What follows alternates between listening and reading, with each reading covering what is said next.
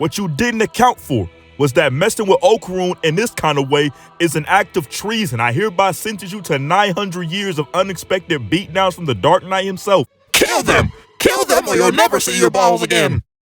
Tell me how you feel, please don't lie to me.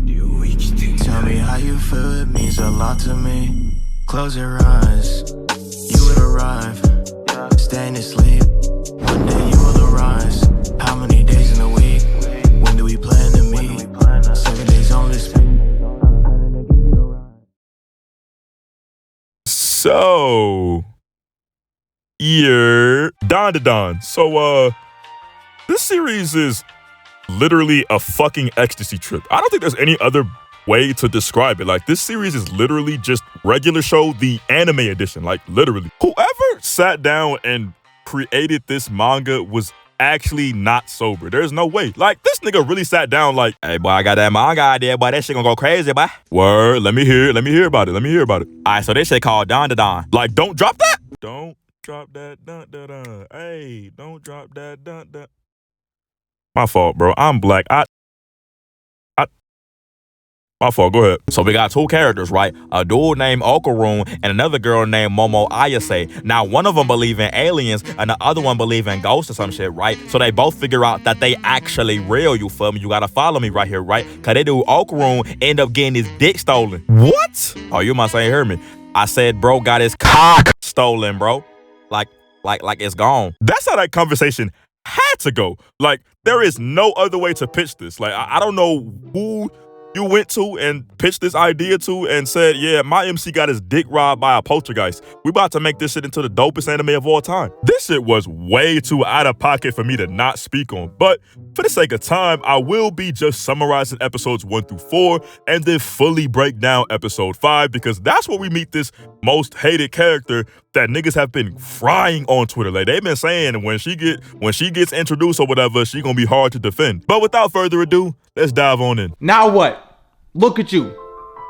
Stupid. So basically, Okarun and ISA make a bet with each other, and they have to prove that, I guess, both of their beliefs don't really exist or some shit. And these niggas end up going to these like very discreet spots in the city. Not sure how they even figured out these locations exist. Like, where's the supervision? Where are your parents? How did y'all find this? But you fuck around and you damn sure gonna find out. That nigga Okarun ran into a 800,000-year-old thought that robbed him of his cock. Oh, you're awake. Well, your teeth are finished, and your gums should be here by the end of the where's week. my dick at? Where? How? Where do you even begin to explain this to anybody? Like, imagine you find out ghosts actually exist, and the first thing they do is say, fork over your cock, pussy, and take your shit. Like, nigga, what? This is a freak old bitch. She talking about something, she gonna let him suck on her titties. Nigga, what?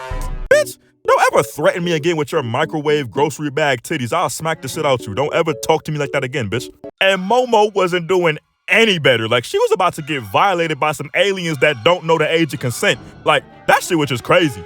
But Okarun manages to save the day somehow, and yeah, that old bitch was not having none of that. She ended up leaving bro body and was like, yeah, I snatched that nigga's cock. If you want that shit back, you better come fight me for it. What? If I'm Okarun in this situation, I'm smacking the shit out of Ayase. You just wasn't gonna tell me that the ghosts you deal with are capable of stealing dicks? Bitch, I'll beat your motherfucking ass. Don't play with me like that. Y'all ever just be like chilling in the rain? You know what I mean? And just wanna fuck a dude? Cause you know what I mean? That's the swag. They end up getting locked in this like pocket dimension with this ugly ass puppet. And like, Okarun discovers that at the cost of his cock, he's been cursed with powers. Like, that shit is not a good trade, especially since you can't control that shit. You know how long I've been waiting for this? Woo, I'm about to make a name for myself here. Now, this episode was not only peak, but for multiple reasons. Because this is where we see Seiko Ayase, the sexiest grandmother in all of anime. Now, I've been told, or I've seen on Twitter as well, that she's like 80 or something. I don't know how true that is, but hey, if she 80, I'm 80. I'm actually 24, and in this day and age, that's like unk status, so I'm more than qualified. I need that. Anyway, she was beating the piss out this nigga with a bat, because like, that old thought was taking over bro's body had him tripping, so she was actually dog walking. Momo explains that she can see aura and can manipulate items that have it. That's how she's kind of able to like negate the curse inside of Okarun. That shit did not last long. That old bitch talking about something.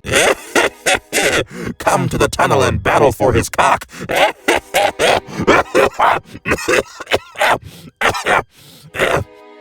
Sayonara, bitch. So they pull up out that action and they realize they in some deep shit. This bitch got them blocked off on both sides. Really about to corner these niggas in and devour they shit crazy. So they end up challenging her because for some reason, she has the dumbest fucking weakness of all time. Apparently, if you challenge a ghost, they just can't deny you and kill you or something. I don't know why that even happened, but I guess the main characters have to survive, right? But what they didn't account for was the fact that this bitch cannot count. She talking about some, you gotta give us a 10-minute head start. She said, all right, 1 minute, 2 minute, 3 minute. I'm on your ass. That bitch was cheating like fuck. So she came all the way from the back. I almost put Ice in a pack. But the nigga Okaroon finally manned up and said, nigga, fuck all that shit. And literally took a bite out of her sandbag titty. One thing led to another. And now all these old head ghosts pulled up. Like, nigga, fuck is you doing on our turf? You making all that noise? You about to die, nigga. That boy went from biting a titty to running through the city. Everybody was on their head. We gon' steal that nigga dick. Fast forward a little bit, and they actually end up defeating Turbo Old Thought. Or so they thought, looking at. It's time to play the game.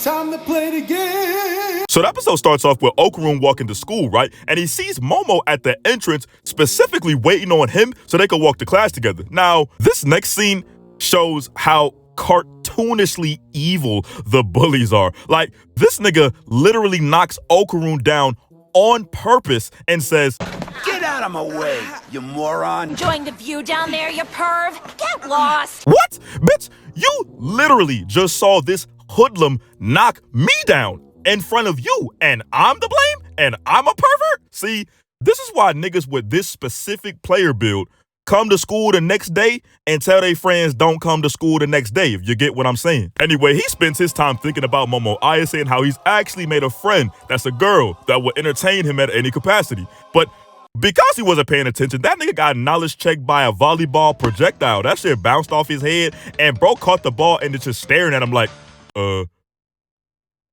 That nigga Okaroon put up the next day like, Okay, let's just say aliens don't exist. But you know what does exist? That fire, and I got it on me.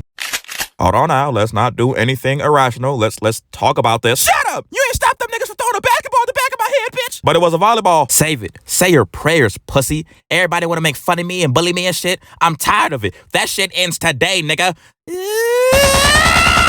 Anyway, this nigga goes to the bathroom and realizes that his balls are gone. Again.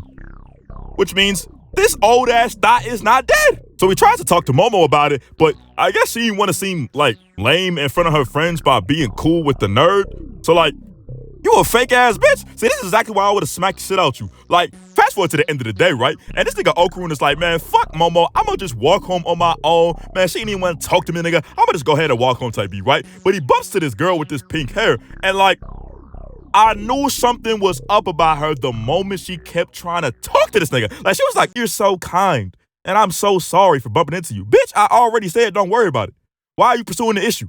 Like, what is your problem? Momo sees them together and instantly got jealous, my nigga. She was like, man, this nigga say he ain't had no friends. He talking to this baddie too. Like, what the fuck? Anyway, she ends up walking away from Okaroon with one of her friends, right? And she said, it's fun having dorks like him drool over me. You entitled bitch. What you didn't account for was that messing with Okaroon in this kind of way is an act of treason. I hereby sentence you to 900 years of unexpected beatdowns from the Dark Knight himself. And every once in a while, Superman jump in your little stupid ass. Matter of fact,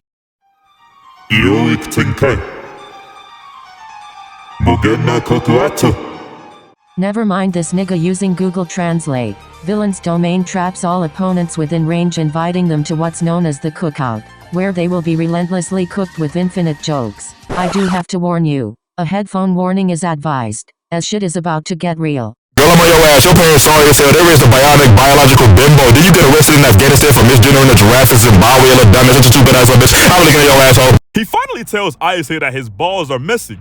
And, they They started clowning his ass, boy. That bitch Ayase was like, how the fuck did you not know your balls were gone? They started looking at that nigga sober. They found Turbo thought in there chilling like shit was cool. They managed to snatch Turbo Granny out of Okarun, right? And throw her soul into like a cat or something. They only threw her consciousness in this cat. So now she can only manipulate the cat while the rest of her power is still in Okarun. And like, she thought she was calling her shots too, but she was like, kill them or you'll never see your balls again. Newsflash, stupid. You ain't got no motherfucking power. What the fuck? You can take this the easy way or you can take it the hard way.